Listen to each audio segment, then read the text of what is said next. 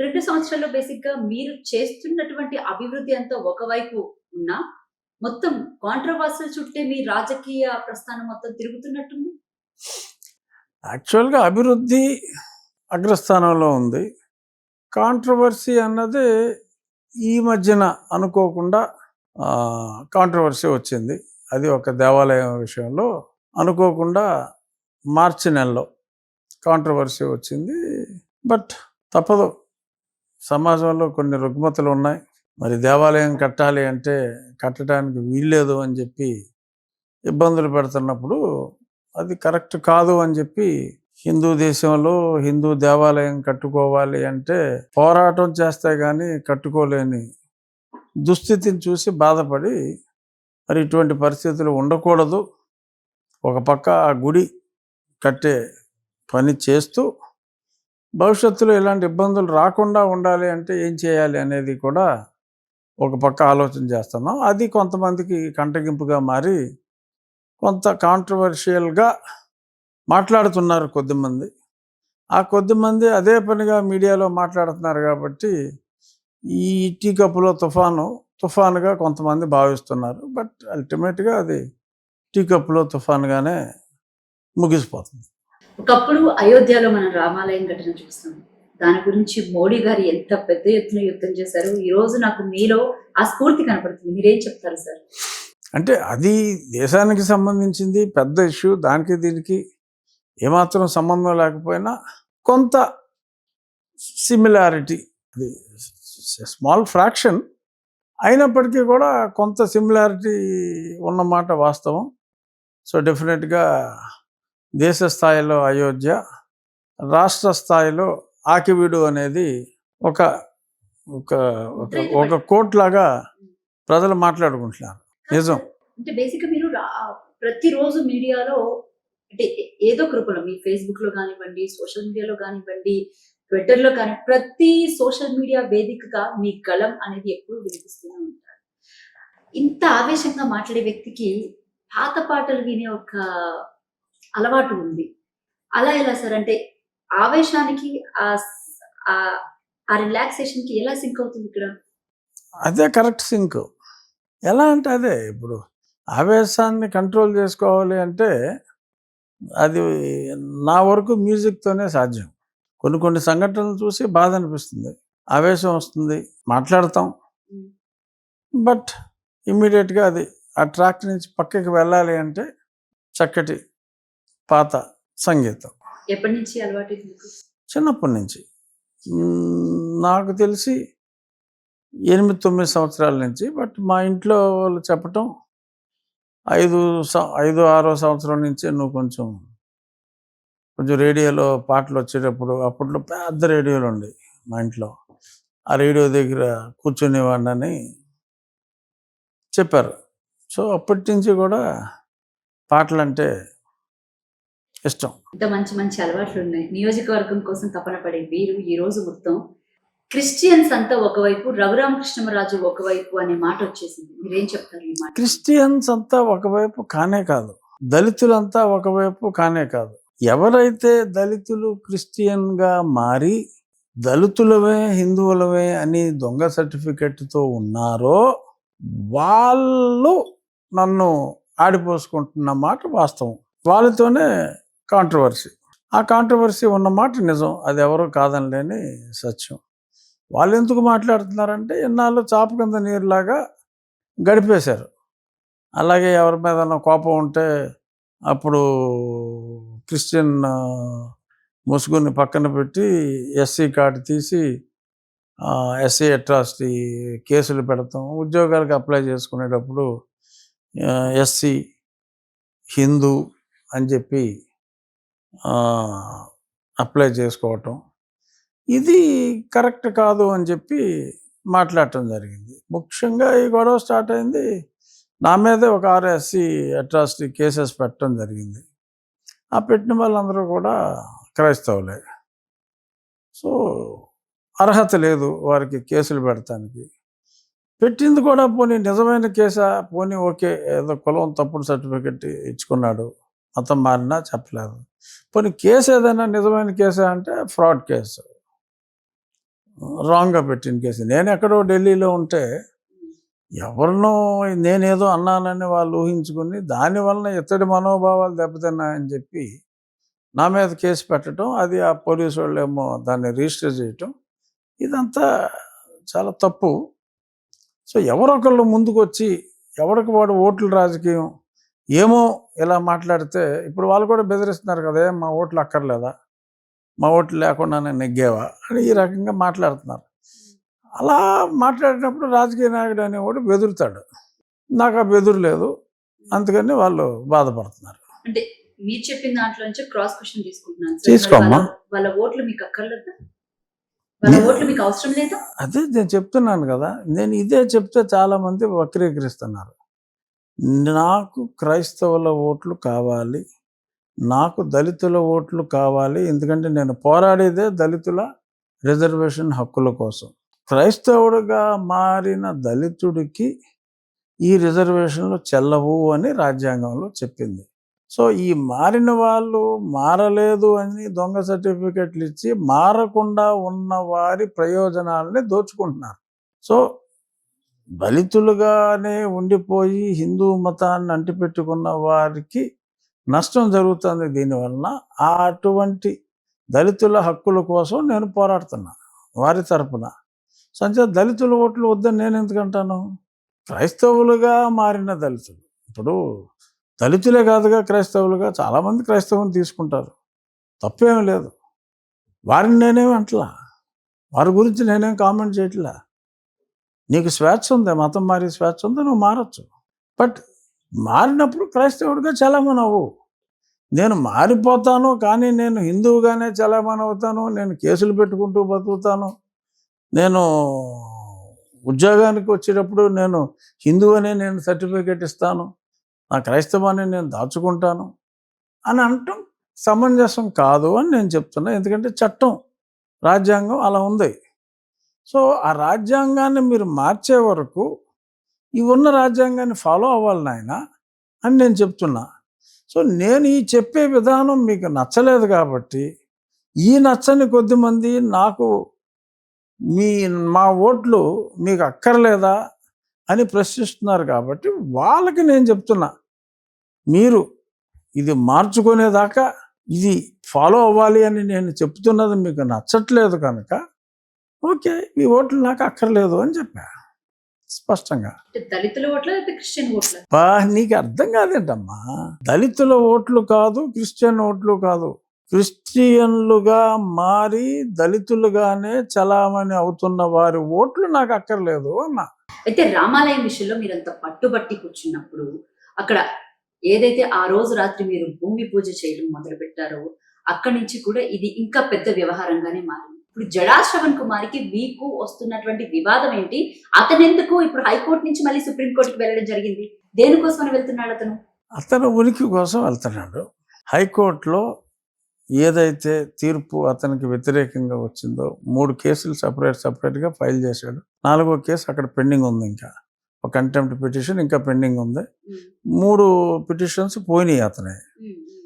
So ఒక పోయిన petition పిల్ మీద అతను సుప్రీంకోర్టుకి వెళ్ళి మిగిలిన 2 పోయిన కేసుల గురించి కానీ పెండింగ్లో ఉన్న కేసు గురించి కానీ అక్కడ మెన్షన్ చేయకుండా కోర్టుని తప్పుదోవ పట్టించి ఒక స్టేటస్ కో ఆర్డర్, స్టే అని చెప్పుకుంటున్నాడు బట్ స్టేటస్ కో ఆర్డర్ వచ్చింది. ఇప్పుడు జూలై 13వ తారీఖుకి అది పోస్ట్ చేయడం జరిగింది. సో జూలై 13వ తారీఖు మేము మా కౌంటర్ కూడా వేయటం జరిగింది.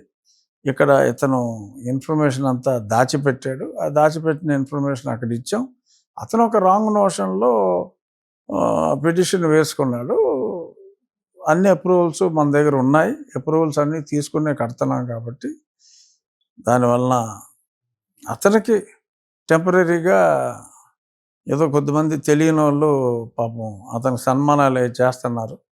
ఎవరైతే సన్మానం చేశారో రేపు జూలై నెలాఖరికల్లా అంతకంత అవమానాలు అతను ఎదుర్కోబోతున్నాడు. శ్రీరామనవమికి బేసిక్ గా అంటే భీమవరం నియోజకవర్గానికి సంబంధించి అన్ని, అంటే ఉండి నియోజకవర్గానికి సంబంధించి అన్ని రామాలయాలున్నా అన్ని ప్లేసెస్ లో ఉన్నా కూడా కేవలం కావాలని ఆకువీడిలో ఉన్నటువంటి రామాలయానికి వెళ్ళి అక్కడ ఇష్యూ క్రియేట్ చేయడానికి మాత్రమే రామాలయం అనే పేరు ఎత్తుకున్నారు అని చెప్పేసి ఎంపీ హర్ష కుమార్ అంటున్నటువంటి మాట, దానికి మీ స్పందన ఏంటి? ఎంపీ హర్ష కుమార్ అవడమ్మా ఎక్స్-ఎంపీ. అలా చెప్పు.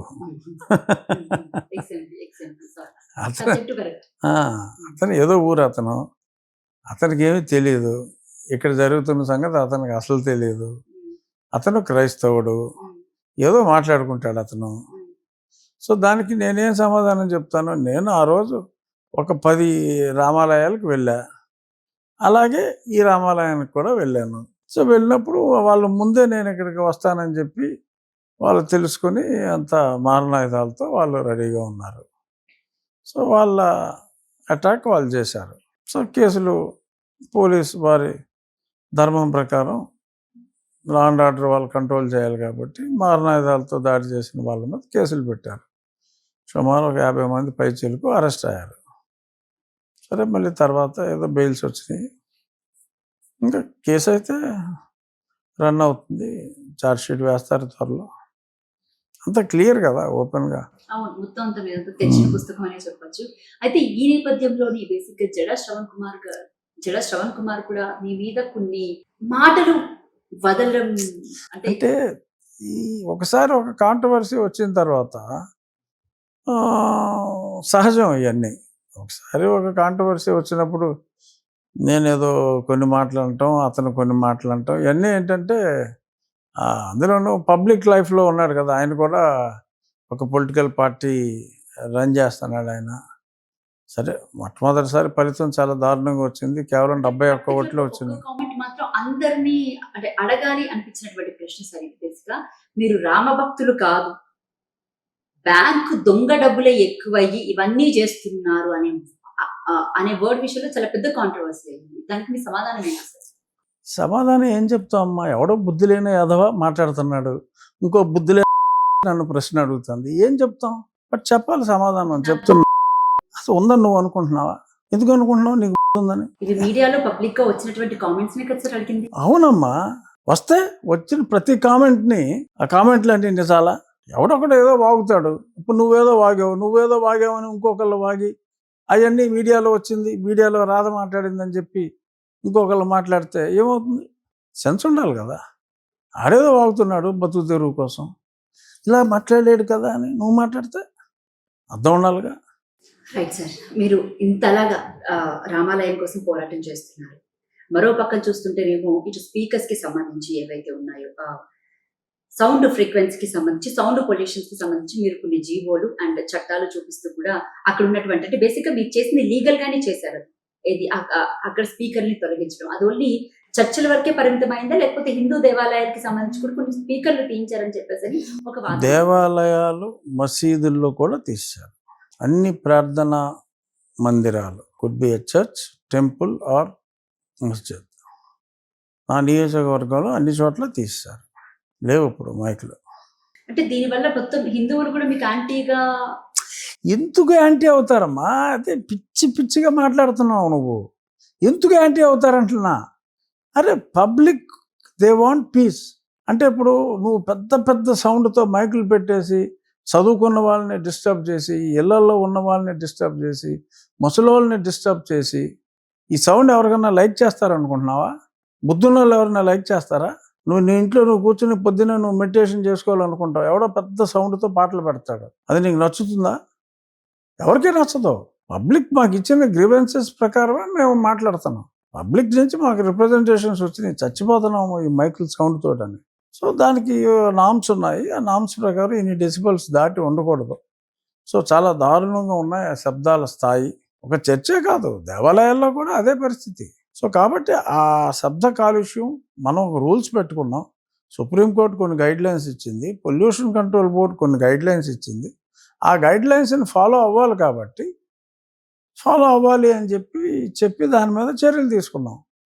ఇక్కడ గుళ్ళో మైక్ తీసినంత మాత్రాన హిందువులు ఫీల్ అవ్వరు, చర్చిలో మైకులు తీసినంత మాత్రాన క్రిస్టియన్లు ఫీల్ అవ్వరు. ఆ చర్చ్ ఫాదర్ ఫీల్ అయితే ఫీల్ అవ్వచ్చు, ఆ గుళ్ళో పూజారి ఫీల్ అయితే ఫీల్ అవ్వచ్చు. వాళ్ళైనా తెలియక చేస్తున్నారు. వాళ్ళకి కూడా ఈ నియమాలు ఉన్నాయి, ఈ నియమాలు, ఇది చట్ట ఉల్లంఘన. 5 సంవత్సరాలు జైలు శిక్ష ఉంది తెలుసా నీకు?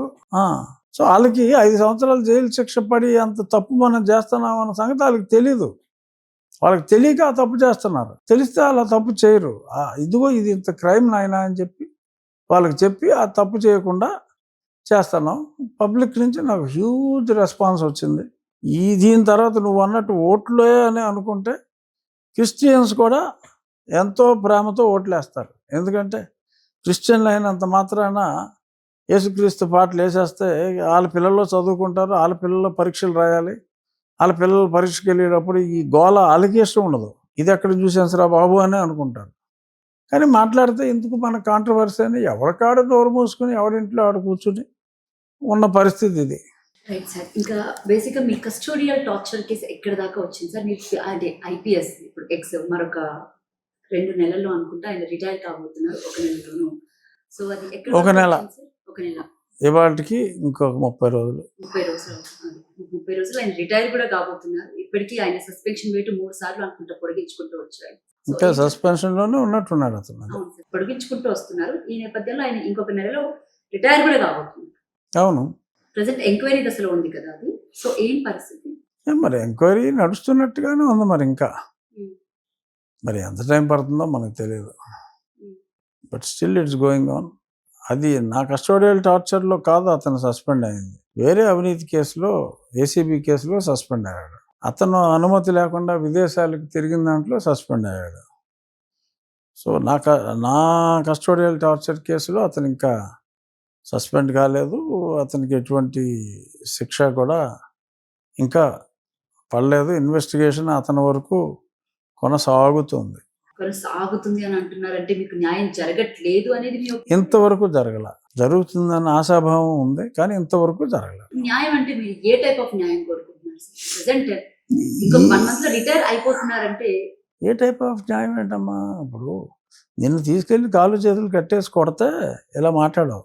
ఏ టైప్ ఆఫ్ న్యాయం కోరుకుంటున్నావు అన్నది గొడ్డును బాధినట్టు బాధితే ఏ టైప్ ఆఫ్ న్యాయం కోరుకుంటున్నావు అని నువ్వు అడిగితే ఏం చెప్పాలి? అలా కాదు సార్. ఇప్పుడు మీ బాధకి ఒక అర్థం ఉంది చెప్పాలి అంటే. ఆ రోజు మీరు పడ్డ హింస నాకు తెలిసి ఏ రాజకీయ నాయకుడు కూడా పడి ఉండలేదు అనుకుంటున్నాను. అలాంటి సిచ్యువేషన్స్ లో 2 ఏళ్ళు అవుతుంది కదా, మీరు కేసు పెట్టారు, దానికి సంబంధించి ఎఫ్ఐఆర్ కూడా ఫైల్ అయ్యింది, ప్రభుత్వం ముందు ఉంచారు, మీరు ఒక డిప్యూటీ స్పీకర్ లెవెల్లో ఉన్నారు. అయినా కూడా ఇంకా అది ఆ పరిస్థితి అలాగే కొనసాగుతుంది అంటే గవర్నమెంట్ లో ఉండి కూడా ఏమి చేయలేకపోతున్నారా అన్న మాట కూడా వినిపిస్తుంది. నాకు వినపడుతుంది. నిజం నువ్వు చెప్పింది. వినిపిస్తుంది, స్పష్టంగా వినిపిస్తుంది. అందరూ మాట్లాడుకుంటున్నారు దాని గురించి. నువ్వు మాట్లాడింది నిజం. కానీ ఏం చేయగలం? పాజిటివ్ దృక్పథంతో ఎదురు చూడటం, ఎప్పటికైనా న్యాయం జరగబోతుందా అని. నాట్ ఎన్ ఈజీ థింగ్ కదా సార్. ఒక డిప్యూటీ స్పీకర్ కేసు పెట్టడం అంటే అది పెద్ద విషయం కదా. అందుకని పెద్ద విషయం కాదని ప్రూవ్ అవుతుంది కదా. పెద్ద విషయం అని నువ్వు నేను అనుకుంటే కాదు కదా. డీల్ చేయవలసిన వాళ్ళు పెద్ద విషయం సంగతి దేవుడు అదొక విషయంగానే చూడలేదు. సపోర్ట్ చేస్తున్నారని నేను చెప్పలేను, కానీ ఏమీ జరగట్లేదు అన్నది నిజం. ఏదో జరుగుతుంది, డెఫినెట్గా న్యాయం జరుగుతుంది నాకు అనేది నా ఆశాభావం. అది నిరాశ కావచ్చేమో, నేను చెప్పలేను. అంటే ఇందులో ఒకటి ఉంది సార్. గత ప్రభుత్వంలో కూడా మీరు అధికారంలో ఉన్నప్పుడు, ఎంపీగా కొనసాగినప్పుడు మీడియా ముఖంగా ప్రతిరోజు ప్రతి విషయాన్ని మీరు ఖండిస్తూ వచ్చారు. ఈ రోజు కూడా ఇక్కడ అలాంటి చర్య ఎందుకు కొనసాగట్లేదు అనేది ఒకటి భావన కూడా ఉంటుంది కదా. ఇప్పుడు మీకు ఇంత అన్యాయం జరిగినప్పుడు మీరు మీడియా ముఖంగా మీరు అది ప్రశ్నిస్తారు, మీరు చెప్తున్నారు ఇప్పటికీ కూడా, బట్ అది ఆ రేంజ్ లో లేదు అనేది కూడా ఉంది. ఏ రేంజ్ లో ఉండాలి? ఇంతకన్నా ఏం చెప్తాం? ఏమని చెప్తాం? ఇప్పుడు అక్కడ కేసు నడుస్తుంది కదా, కేసు మూసేస్తే పోరాడతాం. ఎందుకు మూసామని. కేసు నడుస్తుంది, సో ఏమని పోరాడతాం? ప్రాక్టికల్గా అక్కడ case it's going on, but it's going on at snail. ఎంక్వైరీలో ఏమైనా ఇలాంటి సమాచారం మీకు అందిందా ఇప్పటి వరకు? ఎంక్వైరీ దశలో ఏమి లేదు. ఎంక్వైరీ దశ అంటే ఆల్రెడీ చాలా మంది దగ్గర ఇన్ఫర్మేషన్ తీసుకున్నారు, కోర్టులో వాంగ్మూలాలు ఇచ్చారు, స్టేట్మెంట్స్ ఇచ్చారు. ఆ స్టేట్మెంట్స్లో చాలా స్పష్టంగా చాలామంది చాలా నిజాలన్నీ అక్కడ చెప్పారు. ఇంకా కొందరు స్టేట్మెంట్స్ తీసుకోవాలి అంటున్నారు. అవి ఎప్పుడు తీసుకుంటారు అన్నది తెలియదు. తీసుకుంటారా లేదా, తీసుకుంటే ఎప్పుడు తీసుకుంటారో అనేది నత్త వేగంతో పరిగెడుతుంది. నత్త వేగంతో. ఓకే. తాబేలు వేగంతో కూడా కదా? కనీసం తాబేలు కూడా కాదు, ఓన్లీ నత్త. నత్త. కష్టమే సార్. మరి అది ఎప్పటికీ విన్ అవుతుందో కూడా చెప్పలేను. లేదు, అవుతుందని నమ్మకం ఉంది. Positive thinking. మీ మాటల్లో అర్థాలు వెతుక్కుంటే చాలా దొరుకుతాయి. రైట్. అయితే సార్, బీజేపీ ఆల్రెడీ హిందుత్వం తోటి ఆంధ్రప్రదేశ్‌లో రాజకీయాలు చేస్తూ ఉంది. అలాగే వారి ఓట్ పర్సెంటేజ్ సుమారు ఇప్పుడు 2% అయితే పెరిగింది సార్. అయితే ఇందులో మీరు కూడా కొత్తగా ఏమైనా మొదలుపెట్టారా? అలాగే మీ వెనకాల హిందువులు నిలబడతారని మీరు అనుకుంటున్నారా? నా వెనకాల ఎవరో నిలబడతారు, నిలబడాలి అనే ఉద్దేశంతో నేను మా నియోజకవర్గంలో దేవాలయ నిర్మాణం నేను మొదలుపెట్టలేదు. అది అనుకోకుండా జరిగిన ఒక సంఘటన. ఎవరో సాక్షి పేపర్లో ఇక్కడ డంపింగ్ యార్డ్గా మార్చేశారు దేవాలయం అంటే, ఒక హిందువుగా నేను ఏమిటి అని ముందు అది శుభ్రం చేయమని చెప్పా. శుభ్రం చేస్తానికి వెళ్ళిన వాళ్ళని కొడతానికి వచ్చారండి అక్కడ ఉన్న క్రైస్తవులు అని చెప్పారు. ఇది ఎక్కడ గొడవరా, అసలు నేనే వెళ్ళి చూస్తానని చెప్పి నేను వెళ్ళాను. ఎందుకంటే ఆ పేపర్లో స్పెసిఫిక్గా ఈ ఊరంతా శుభ్రం చేస్తానంటున్నాడు ఈ లోకల్ ప్రజాప్రతినిధి, ఎన్నో కాలువలు రిపేర్లు చేస్తున్నానని, ఆ ఇల్లు ఈ అన్ని కూల్చేసి కాలువలు రిపేర్ చేస్తున్నాను అని మాట్లాడే వ్యక్తి ఒక దేవాలయాన్ని డంపింగ్ యార్డ్ లాగా అక్కడ వాళ్ళు మార్చేస్తే, రామా నీకు దిక్కెవరో నిన్ను పట్టించుకునే వాళ్ళు లేడా అని నన్ను ట్యాగ్ చేసి నన్ను ఒక స్పెసిఫిక్గా క్రిటిసిజం చేసినప్పుడు నేను అక్కడికి మనుషులను పంపటం, తర్వాత నేను వెళ్ళటం, నేను వెళ్ళినా అదే ప్రతిఘటన నాకు ఎదురయ్యి, సో ఇది ఇలాగే వదిలేస్తే మరీ వెర్రితలలో వేస్తుంది, ఎక్కడికి వెళ్తున్నాం అనే ఉద్దేశంతో నేను అందులో దిగటం జరిగింది. దిగిన తర్వాత there is no going back. So ఎవరెవరో మాట్లాడి ఎక్కడెక్కడో ఇన్వాల్వ్ అయిపోయి ఏదో రాష్ట్ర స్థాయి క్రిస్టియన్ నాయకులు ఎవరెవరో ఇన్వాల్వ్ అయిపోయారు. బట్ దానికి పొలిటికల్ పార్టీ నాకు మద్దతు ఇచ్చిందా లేదా అనేది నాకు అనవసరం. రేపు వాళ్ళు నాకు ఓటేస్తారా లేదా అనేది నాకు అనవసరం. నేను ఒక పాయింట్కి నేను స్టికాన్ అయ్యా. Basically I'm a Hindu. నేను వెంకటేశ్వర స్వామి భక్తుడిని, అలాగే రాముడన్నా కృష్ణుడన్నా నాకు ఎనలేని భక్తి విశ్వాసాలు ఉన్నాయి. నా చిన్నప్పుడే నా పేరులోనే రఘురామకృష్ణరాజు అని నాకు పేరు పెట్టారు. అదే కారణమా, మరి ఇంకేదైనా కారణమా, నాకు కొన్ని సెంటిమెంట్స్ ఉన్నాయి. ఆ సెంటిమెంట్స్కి ఎవడో వీళ్ళు ఓటేస్తారా వేయరా, లేదంటే దీనివల్ల ఇంకేదన్నా నీకు ఇంకొక 4 ఓట్లు హిందువుల ఓట్లు కలిసి వస్తాయా అని అనుకుంటున్నారా అంటే అటువంటి ఆలోచన నాకు ఏమాత్రం లేదు. ఉన్న దేవాలయం స్థానంలో అది శిథిలం అయిపోయింది కాబట్టి దేవాలయం స్థానంలో దేవాలయం కట్టడానికి నేను ముందుకు వచ్చాను. ఎన్ని అడ్డంకులు వచ్చినా, నాకు ఓట్లు రావు అని అనుకున్నా నేను ముందుకెళ్తాను. చట్ట ప్రకారం, న్యాయం ప్రకారం నేను ముందుకెళ్తా.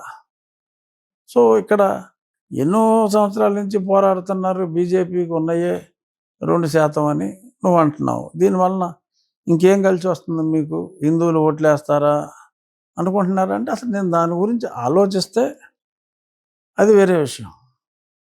నేను దాని గురించి అసలు నేను ఆలోచించట్లా. ఒక మంచి పని అని నేను అనుకున్న దాన్ని రాజకీయాలకు అతీతంగా నేను ముందుకెళ్తున్నా. There is no politics here, there is no party involved here. Sir, నేను ఇంకొకటి మీ నియోజకవర్గంలో ఉన్నాను. బేసిక్గా ఉండి నియోజకవర్గానికి భీమవరం ఉండికి సంబంధించి కొన్ని చర్చెస్కి మీరు ఇల్లీగల్గా ఉన్నాయని నోటీసులు ఇవ్వడం జరిగింది. అవి రాత్రికి రాత్రే వెనక్కి ఎందుకు తీసుకున్నారు? ఎవ్వరు వెనక్కి తీసుకోవాలి, ఎవ్వరు వెనక్కి తీసుకోవాలి. నోటీసు ఇచ్చారు అనేది కరెక్ట్ కాదు, వెనక్కి తీసుకున్నారు అన్నది కూడా కరెక్ట్ కాదు. అసలు అలాంటి చర్య, అలాంటి ప్రక్రియ అనేది అయితే జరగలేదు అక్కడ. 2 days back, just 2 days back నాకు కొన్ని కంప్లైంట్స్ వచ్చినాయి. అవి ఏమిటంటే, ఇంటికి కరెంట్ అని చెప్పి ఆ కరెంట్ తీసుకుని చర్చ్ నడుపుతున్నారు. Community hall or some other function hall అని చెప్పి పర్మిషన్ తీసుకుని కమర్షియల్ కేటగిరీలో చర్చెస్ నడుపుతున్నారు. రెండు కరెక్ట్ కాదు. చర్చ్ కనెక్షన్ వేరేగా, అన్ని ప్రార్థనా మందిరాలకి ఒక షెడ్యూల్ ప్రకారం ఒక పవర్ కేటగిరీ ఉంది. ఆ కేటగిరీ ఉండాలి. ఎల్టీ డొమెస్టిక్ ఉండకూడదు, ఎల్టీ కమర్షియల్ ఉండకూడదు. దానికి వేరే కేటగిరీ ఉంది. ఆ కేటగిరీలో లేని చర్చెస్ ఉంటే వాటి మీద చర్యలు తీసుకోవాలి. అటువంటివి ఉంటే వాటికి మొన్న కన్సర్న్ ఎలక్ట్రిసిటీ డిపార్ట్మెంట్ వాళ్ళు నోటీస్ ఇచ్చారు. అది కంప్లైంట్స్ వచ్చినాయి ఒక వారం క్రితం. ఆ వచ్చిన కంప్లైంట్స్ని వాళ్ళకి రిఫర్ చేయడం జరిగింది. వాళ్ళు నోటీసులు ఇచ్చారు. సో అలా ఎక్కడున్నా సరే నా నియోజకవర్గంలో నోటీసులు ఇస్తారు. వాటిని వెనక్కి తీసుకుంటానికి ఏముండదు. సో గతంలో ఇచ్చారు అన్నది అపోహ, అవి వెనక్కి తీసుకున్నారనేది అపోహే. రెండూ కరెక్ట్ కాదు. ఎందుకంటే రిటర్న్ కంప్లైంట్ ఉండాలి దేనికైనా సరే. రిటర్న్ కంప్లైంట్ లేకుండా ఎవరో నోటీస్ ఇవ్వరు. నోటీస్ ఇవ్వకుండా వెనక్కి తీసుకుంటాం అనేది కూడా జరగదు. ఎలక్ట్రిసిటీ రాంగ్ కనెక్షన్ ఉన్న వాటికి సుమారు 80% ఉన్నాయి. వాటికి ఏమవుతుంది, వాటికి పవర్ కనెక్షన్ తీసివేయడం జరుగుతుంది బహుశా. ఇల్లీగల్ చర్చ్ అంటే అర్థం ఏంటి సార్? ఇల్లీగల్ చర్చ్ అంటే అర్థం ఏంటంటే, నీకు సపోజ్ ఇప్పుడు నీ హౌస్ ఉంటుంది కదా, ఇక్కడ నువ్వు ఒక అపార్ట్మెంట్లో ఉంటున్నావేమో. ఇక్కడ అపార్ట్మెంట్ కట్టినవాడు ప్లాన్ సబ్మిట్ చేసి ఉంటాడు కదా. సో ఏదన్నా ఒక కన్స్ట్రక్షన్ జరిగేటప్పుడు దానికి ఒక ప్లాన్ సబ్మిట్ చేసి ఆ లోకల్ అథారిటీ పర్మిషన్ తీసుకుంటే దాన్ని లీగల్ కన్స్ట్రక్షన్ అంటారు. నువ్వు ప్లానే అప్లై చేయకుండా నీ దారిని నువ్వు ఇల్లు కట్టేసుకుని నువ్వు అందులో ఉంటే ఆ కన్స్ట్రక్షన్ని ఇల్లీగల్ కన్స్ట్రక్షన్ అంటారు. దేవాలయం అయినా చర్చ్ అయినా కూడా నువ్వు ఎక్కడ కట్టాలనుకుంటున్నావో అక్కడ ఒక ప్లాన్ గీసి ఆ పంచాయతీకి సబ్మిట్ చేయాలి. ఆ పంచాయతీకి సబ్మిట్ చేస్తే వాళ్ళు ఇస్తారు. ఇప్పుడు కొన్ని రెసిడెన్షియల్ జోన్స్ అని ఉంటాయి. సో ఆ రెసిడెన్షియల్ జోన్స్లో నార్మల్గా చర్చికి పర్మిషన్ ఇవ్వరు ఇళ్ళ మధ్యన. సో నువ్వు ఇళ్ళ మధ్యన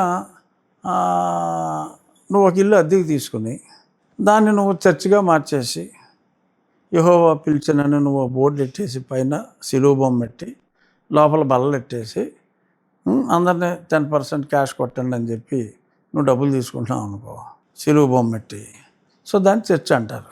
ఈ ఇళ్ళ మధ్య నువ్వు తీసుకుని ఇంటికి కరెంటు ఎలా పే చేస్తారో అదే పే చేస్తూ అందులో నువ్వు క్రైస్తవ మత ప్రచారం చేస్తూ వారం వారం వాళ్ళు సంపాదించుకున్నది అందులో దశంభాగం ఇవ్వకపోతే క్రీస్తు కోపడతాడని చెప్పి నువ్వు కలెక్షన్ చేస్తూ ఉన్నప్పుడు అలా నడిపే చర్చిని ఇల్లీగల్ చర్చ్ అంటారమ్మా. తెలుగు వీర లేవరా అంటూ ప్రజా సమస్యల కోసమేనా, లేకపోతే ఇది ఒక రకంగా ప్రభుత్వం మీద తిరుగుబాటు అనుకోవచ్చా? ఓన్లీ ప్రజా సమస్యలు. ప్రభుత్వానికి దీనికి ఎటువంటి సంబంధం లేదు. ఈ ప్రజా సమస్యల్ని ప్రస్తావించినప్పుడు దీన్ని సార్ట్అవుట్ చేయవలసింది మళ్ళీ ప్రభుత్వమే. సో అంచేత ఇది ప్రభుత్వానికి మంచి పేరు వస్తుంది. సో కాబట్టి ఇది ప్రభుత్వానికి మద్దతు ఇచ్చే ప్రక్రియ, ప్రభుత్వానికి వ్యతిరేక ప్రక్రియ కాదు. ప్రభుత్వానికైనా ప్రజలు చెప్పాలి కదా. ప్రజలు చెప్పాలి అంటే గుండె ధైర్యం ఉన్న ప్రజలు చాలా తక్కువగా ఉన్నారు చెప్పడానికి. సో అంచేత ఒక ఫోరం కావాలి. ఈ ప్రజావాణిని వినిపించడానికి, ప్రజల సమస్యలు చెప్పడానికి ఒక ఫోరం అవసరం. ఆ ఫోరం క్రియేట్ చేశాను నేను. ఈ ఇష్యూని బేసిక్గా బేస్ చేసుకొని కొంతమంది మీకు అధిష్టానానికి కొంచెం గ్యాప్ క్రియేట్ చేయాలని చూస్తున్నారు అనేది ఎంతవరకు వాస్తవం సార్? అంటే కొంతమంది ట్రై చేస్తే ట్రై చేయొచ్చు. బట్ దానివల్ల అధిష్టానానికి నాకు ఉన్న బంధం మరింత బలపడుతుంది తప్ప బేట్లు వారదు. ఏదైనా గ్యాప్లు ఉన్నా అవి పూడిపోతాయి ఒకవేళ ఉంటే. డిప్యూటీ స్పీకర్ గా మిమ్మల్ని తొలగించాలని చెప్పేసి కొంతమంది ప్రయత్నం చేస్తున్నారు కదా, సో దాని మీద మీ స్పందన ఏంటి సార్? అవును, వైసీపీ వాళ్ళు అందరూ అదే డిమాండ్లో ఉన్నారు. ఆ మధ్యన అమలాపురంలో చాలామంది పాస్టర్లు వాళ్ళు చేశారు. ఆ తర్వాత ఎక్కడో తిరువూరులో కూడా కొన్ని సోకాళ్ళు దళిత క్రైస్తవులు వైఎస్ఆర్ కాంగ్రెస్ పార్టీ వాళ్ళు చంద్రబాబు గారు మీరు ఆయన్ని తొలగించండి అని చెప్పి అడుగుతున్నారు, వైఎస్ఆర్ వాళ్ళు అడుగుతున్నారు. అది వారి హక్కు, దాన్ని మనం ఏం చేయగలం. మీరు పవన్ కళ్యాణ్ గారు ఒకటే స్టాండ్ మీద ఉన్నారు, సనాతన ధర్మం అనే లైన్ మీదే వెళ్తున్నారు. అయితే ఇప్పుడు పవన్ కళ్యాణ్ గారితో కలిసి నడిచే ఆలోచనలు అలాంటివి ఏమైనా ఉన్నాయా సార్? చంద్రబాబు నాయుడు గారు, పవన్ కళ్యాణ్ గారు, భారతీయ జనతా పార్టీ 3 కలిసి ఒక దృఢమైన బంధం. నేను కూడా అందులో ఒక చిన్న పార్ట్ని. 3 నేను తెలుగుదేశం పార్టీలో ఉన్నా, చంద్రబాబు నాయుడు గారు దానికి అధ్యక్షుడు. సో భారతీయ జనతా పార్టీ, కళ్యాణ్ గారి పార్టీ, ఈ 3 కలిసే ఉన్నాయి. నేను ఆ కూటమిలో ఉన్నాను. ఇంకా మళ్ళీ నేను ఈయన కలిసి నడుస్తారా, మీరు ఆయన కలిసి నడుస్తారా అనేది అదేం ప్రశ్న నాకు అర్థం కాల. అది పూర్తిగా అర్థం లేని ప్రశ్న. అంటే పవన్ కళ్యాణ్ గారికి మీకు ఒక అనుబంధం ఉంది, మీ ఇద్దరి మధ్య ఒక మంచి సఖ్యత ఉంది. సో నాకు పవన్ కళ్యాణ్ గారితో సఖ్యత ఉంది, చంద్రబాబు నాయుడు గారితో సఖ్యత ఉంది. నాకు భారతీయ జనతా పార్టీ కొత్త అధ్యక్షుడు ఆయన ఎవడో నాకు తెలియదు. బట్ నాకు పాత అధ్యక్షుల వారితో, నడ్డా గారితో నాకు చాలా చక్కటి స్నేహబంధం ఉంది. ఆయన ఎవరో బీహార్ నుంచి కొత్తగా వచ్చారు, ఆయన నేను ఎప్పుడు కలవలేదు. ఎప్పుడు ఈసారి ఢిల్లీ వెళ్ళినప్పుడు వీలైతే నేను ఆయన టైం ఉంటే నేను టైం తీసుకుని కలుస్తాను ఖచ్చితంగా. కూటమిలో ఒక సభ్యుడిగా ఒక గౌరవప్రదమైన పదవిలో ఉన్నాను. ఆయన అతిపెద్ద పార్టీకి అధ్యక్షుడిగా ఉన్నాడు. నేను ఆయన టైం తీసుకుంటాను, వెళ్ళి కలుస్తా. బట్ నాకు అందరూ పరిచయం, నాకు చక్కటి పరిచయం ఉంది. గతంలో ప్రెసిడెంట్ చేసిన వెంకయ్యనాయుడు గారు, ఆయనకి శిష్యుడినే నేను. రాజ్నాథ్ సింగ్ గారు, నేను చాలా చక్కటి సాన్నిహిత్యం ఉంది. సో అలా గడ్కరీ గారికి నేను చాలా క్లోజు, ఆయన మాజీ అధ్యక్షులే కదా. సో అలాగా చక్కటి అనుబంధం ఉంది. సో అందరితోటి క్లోజ్గానే ఉంటాను, ఒక్క కళ్యాణ్ గారితోనే కాదు. Right sir. అయితే రీసెంట్ గా ఒక ఇష్యూ మీ నోటీస్ లో ఉండే ఉంటుంది. ప్రొఫెసర్ నాగేశ్వరరావు గారి ఇష్యూలో భాగంగా ఇక్కడ తెలంగాణలో ఉద్యమకారులు కానివ్వండి, లేకపోతే అలాగే కొంతమంది వచ్చేసి పవన్ కళ్యాణ్ ని అసలు హైదరాబాద్ కి మేము రానివ్వబోము అని చెప్పేసి మాట్లాడినటువంటి వ్యాఖ్యలు చాలా తీవ్ర దుమారం రేపాయి. దానికి సంబంధించి ఇటు జన సైనికులు కూడా, జనసేన లీడర్స్, యాక్టర్ సాగర్ కానివ్వండి, లేకపోతే కొంతమంది సంపత్ నాయక్ లీడర్స్ లాంటి వాళ్ళు కూడా ప్రెస్ మీట్ పెట్టి దాన్ని ఖండించారు. ఎలా రారో మేము కూడా చూస్తామని చెప్పేసి అని అన్నారు. దాని మీద మీ ఒపీనియన్ అంటే ఇట్లాంటి కామెంట్స్ బేసిక్ గా పవన్ కళ్యాణ్, నేను ఎవ్రీ వీకెండ్ హైదరాబాద్లోనే ఉంటా. కళ్యాణ్ గారు అట్లీస్ట్ 15 రోజులకి ఒకసారి ఇక్కడే ఉంటారు. ఫ్యామిలీ ఇక్కడే కదా. ముఖ్యమంత్రి గారైనా ఎవరైనా హైదరాబాదు, ఆంధ్ర మనం ప్రాంతాలుగా విడిపోయినా కూడా so they are all integral. And ఏ భారతీయుడైనా భారతదేశంలో ఎక్కడైనా ఉండొచ్చు. ఈ రకంగా మాట్లాడుకోవటం అనేది, ఇక్కడికి ఎలా వస్తారో చూస్తాను, అక్కడికి ఎలా వస్తారో చూస్తాను అంటాం అనేది, ఆ మాటలు కరెక్ట్ కాదు. ఆ సముచిత భావాలు ఉండకూడదు. ఎవరైనా భారతదేశంలో ఎవరైనా ఎక్కడైనా ఉండొచ్చు, అది రాజ్యాంగం మనకిచ్చిన హక్కు.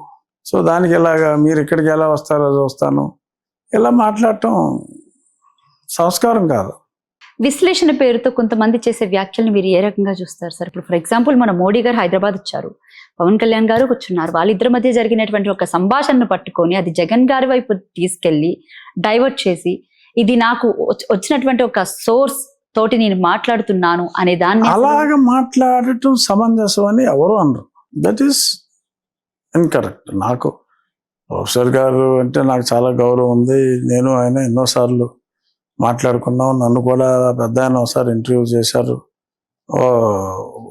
వర్చువల్లో.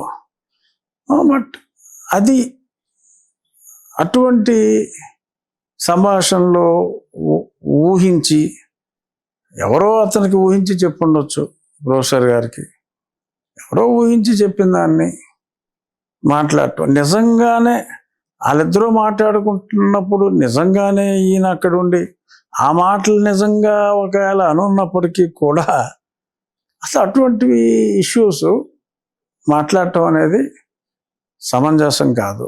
అసలు ఊహాతీతమైన దాన్ని ఇలాగ మాట్లాడటం అనేది అది డెఫినెట్గా ఎవరో హర్షించరు. ఎందుకంటే ఆయనే సారీ చెప్పారుగా, ప్రొఫెసర్ గారు కూడా విత్ ఆల్ ఫెయిర్నెస్ ఆయనే సారీ సారీ చెప్పి అది మళ్ళీ ప్రెస్ మీట్ పెట్టి ఎవరు వస్తారో రండి అరెస్ట్ చేసుకోండి ఇంకా అదేదో ఉంటుంది ఒకసారి ఒక ఇష్యూ అయిన తర్వాత. బట్ దాన్ని అంత అదేదో ముగిసిన అధ్యాయం ఆల్రెడీ అయిపోయింది. మళ్ళీ దాన్ని మళ్ళీ నువ్వు నన్ను అడిగి ఇదంతా మళ్ళీ లేనిపోయింది. మళ్ళీ ఏదో టైటిల్ వేసుకుంటానికి ఇదిగో రఘురామరాజు కామెంట్స్, హాట్ కామెంట్స్ అని పెడతాయి అన్నీ అనవసరం. సార్ ఇప్పటి వరకు జరిగిందైతే ఒక ఎత్తు, మీ ఉండి నియోజకవర్గానికి ఇప్పటి వరకు మీరు ఎమ్మెల్యేగా అయిన దగ్గర నుంచి చేసినటువంటి అభివృద్ధి కార్యక్రమాలు ఏంటి? అక్కడికి వెళ్ళి ఒకసారి ఏదో కెమెరా పెట్టి చూసుకుని వెళ్తాం సార్, పబ్లిక్ ని కూడా అడుగుతాను సార్, కానీ మీ నోట్ తో మీరు చెప్తుంటే ఆల్రెడీ రిపోర్టర్ మాకు కొంచెం సమాచారం ఇచ్చారు. ఉంటుంది. నేను ఇప్పుడు ఎక్కడ డ్రింకింగ్ వాటర్ ప్రాబ్లం లేదు, ఇరిగేషన్ కి ప్రాబ్లం లేదు, డ్రైన్స్ ప్రాబ్లం లేదు, అన్నీ సార్ట్ అవుట్ అయినాయి. స్కూల్స్ అన్నీ కూడా బాగా డెవలప్ చేసాం, ప్లే గ్రౌండ్స్ బాగా డెవలప్ చేసాం, హాస్పిటల్ ఫెసిలిటీస్ చాలా ఇంప్రూవ్ చేసాం, ఒక డయాలసిస్ సెంటర్ పెట్టించాను. ఇప్పుడు ఈ సమ్మర్ రీఓపెన్ అయ్యే టైంకి 23 హై స్కూల్స్లో ప్రతి హై స్కూల్లోనూ ఒక 10 కంప్యూటర్లో నేను సిఎస్ఆర్ నా ఫ్రెండ్స్ దగ్గర నుంచి నేను ఒక 2 స్కూల్స్కి మిగిలిన నా ఫ్రెండ్స్తో మాట్లాడి సిఎస్ఆర్ నిధుల కింద ప్రతి స్కూల్లోనూ ఒక కంప్యూటర్ ల్యాబ్ విత్ 10 కంప్యూటర్స్తో ల్యాబొరేటరీ ఫెసిలిటీ క్రియేట్ చేస్తున్నాం. ఆల్మోస్ట్ ఎక్విప్మెంట్ వెళ్ళిపోయింది అన్ని చోట్లకి. రేపు 2nd, 3rd వీక్లో స్కూల్స్ రీఓపెన్ అయ్యే టైంకి ఆ కంప్యూటర్ ల్యాబ్స్ అన్నీ కూడా ఉంటాయి. సో మంచి మంచి గేమ్స్ ఆడుకోవటానికి ఊర్లో ఏదన్నా మంచి స్థలాలు ఉంటే అవి కూడా బాగా ఇంప్రూవ్ చేసాం, బస్ స్టాండ్లు బాగు చేసాం. సో ఇలా వాట్ నాట్ ఒక ఎమ్మెల్యే ఇంత బాగా ఇంత తక్కువ టైంలో చేయగలడు అంటే నమ్మశక్యం కాని విధంగా డెవలప్ చేశాను. Super sir. ఇంకా సంక్షేమ పథకాలు ఏ మేరకు అందుతున్నాయి? ఏముంది, ఇప్పుడు గవర్నమెంట్ ఇచ్చి అన్నీ చక్కగా అందుతున్నాయి కదా. ప్రతి నెల 1వ తారీఖు పెన్షన్లు ఇచ్చే టైంకి మేము కూడా వెళ్తున్నాం. ఏదో ఒక ఊర్లో 2-3 విలేజెస్లో పార్టిసిపేట్ చేస్తున్నాం, సక్రమంగా అందుతున్నాయి. సో బస్సు స్కీమ్ బ్రహ్మాండంగా నడుస్తుంది.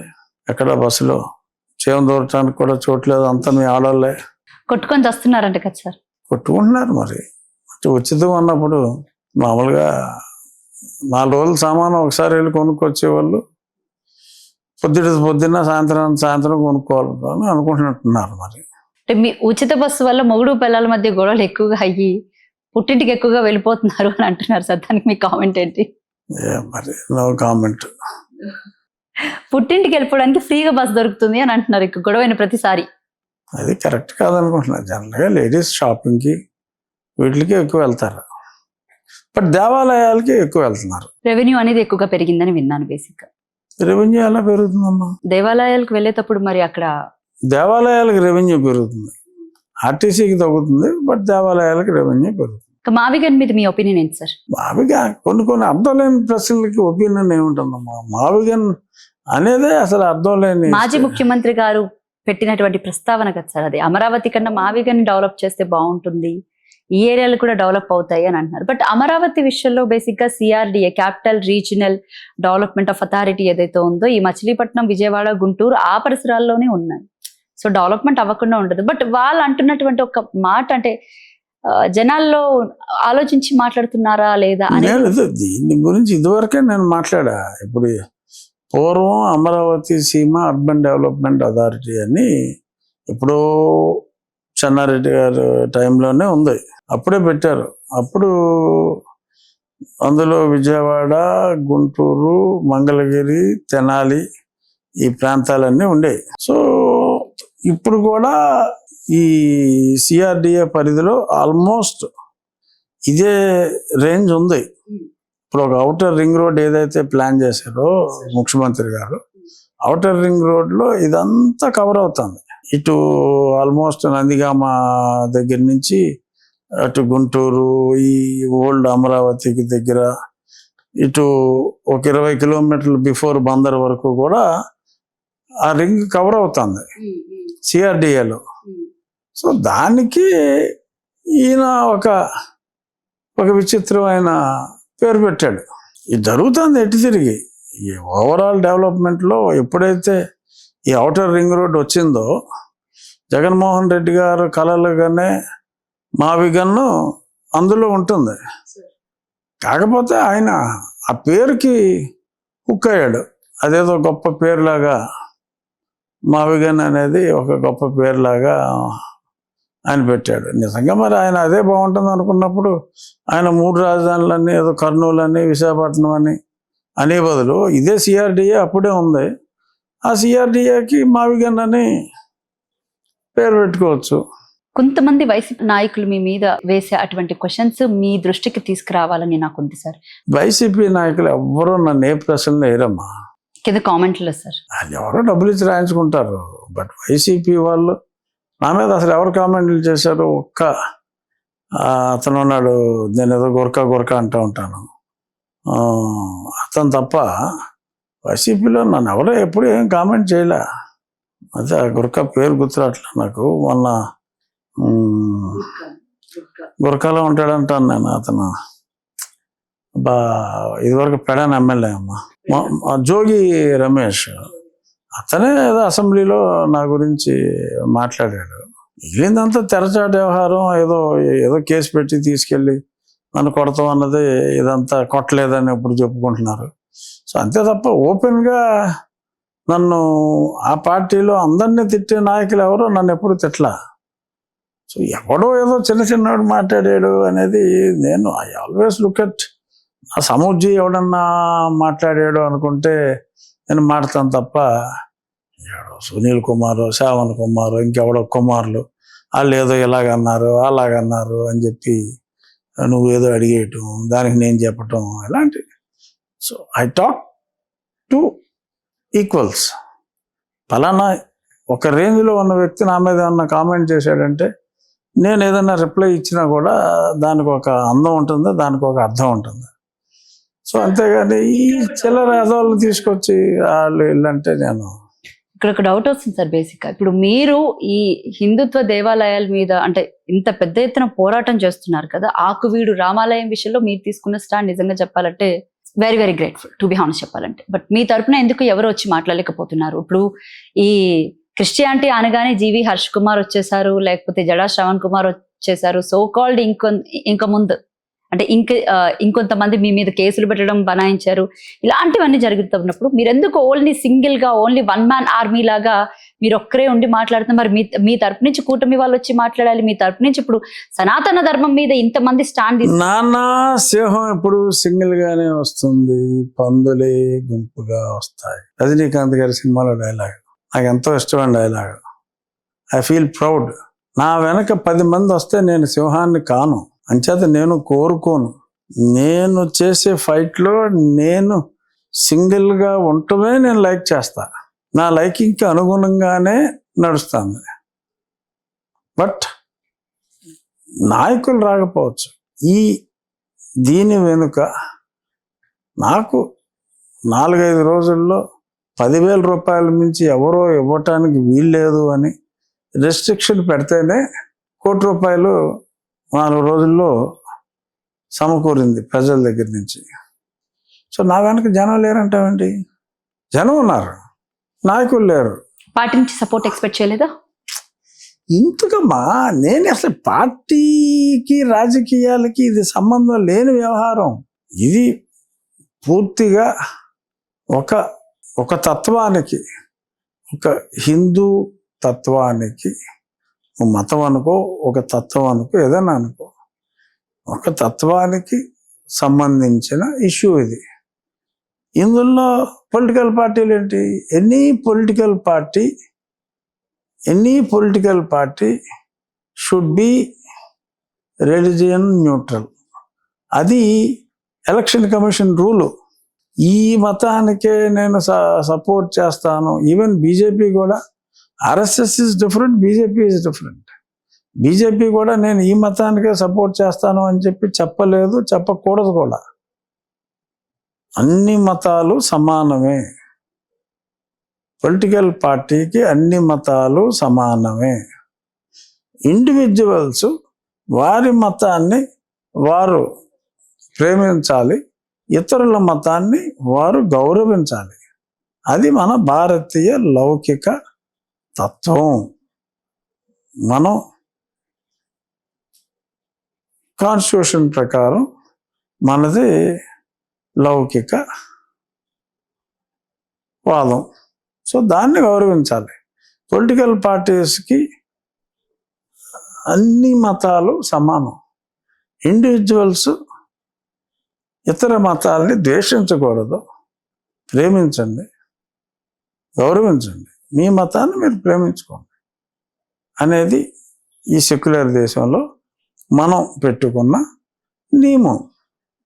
సో అంచేత పొలిటికల్ పార్టీసు నేను చెప్పిన ఈ తత్వానికి మేము ఈ దేవాలయానికి నేను సపోర్ట్ ఇస్తున్నాను అని మాట్లాడకూడదు.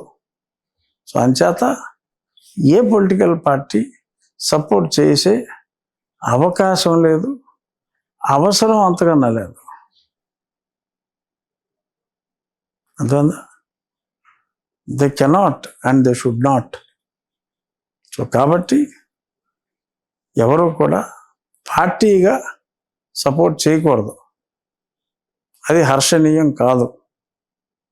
They are doing the right thing. అభినందిస్తున్నా. ఇవ్వకూడదు. పొలిటికల్ పార్టీ ఏది కూడా ఒక మతాన్ని సపోర్ట్ చేయకూడదు, అన్ని మతాల్ని సమానంగా చూడాలి. అది బైలా. నువ్వు పార్టీ స్థాపించినప్పుడే ఎలక్షన్ కమిషన్ రూల్స్లో అది ఫండమెంటల్ ప్రిన్సిపల్. అది అంచేత no political party can support. త్వరలో మీరు పార్టీ మారుతున్నారనే ప్రచారాన్ని ఏ రకంగా చూస్తారు? పచ్చి అబద్ధం. త్వరలో బీజేపీలోకి వెళ్ళబోతున్నారు అని. ఎందుకు? మూడు ఒకటే కదా. ఎప్పుడు కలిసి ఉంటాయని అనుకుంటున్నారా మీరు? కలిసి ఉండాలనే కోరుకుంటున్నాను. 3 ఏళ్ల కాలం పాటు ఉంది ఇంకా కూటమి ప్రభుత్వం అధికారంలో ఉండే ఛాన్స్. ఈ 3 ఏళ్ల కాలం పాటు మీకు మీ విషయాల్లో న్యాయం జరగకపోతే వాట్ నెక్స్ట్? ఏముంటుంది? నాకు ఇండివిజువల్గా నా కేసు విషయంలో న్యాయం జరగకపోతే జరగకపోవచ్చు. ఏముంటుంది? దానికి ఏం చేయగలం? ఆ తర్వాతైనా న్యాయం జరుగుతుందేమో అని పోరాడతాం, అంతే. అంతకన్నా ఏం చేయగలం? మీకు చాలా హై ఇన్ఫ్లుయెన్స్ ఉంది కదా సార్. ఇప్పుడు మోడీ గారితోనే కూర్చొని మాట్లాడే అంత ఉంది కదా, మరి ఎందుకు యూజ్ చేసుకోలేకపోతున్నారు ఈ కేసులో? అంటే పిచ్చుక మీద బ్రహ్మాస్త్రం ఎందుకనా, లేకపోతే ఎక్కడన్నా మీరు దయా దాక్షిణ్యాలు మీరేమైనా కనుకరిస్తున్నారా? నాకేం అర్థం కావట్లేదు ఇక్కడిది. చూడాలి, దేనికైనా మరి టైం రావాలి. వస్తుంది అనుకుంటున్నా, త్వరలో వస్తుంది.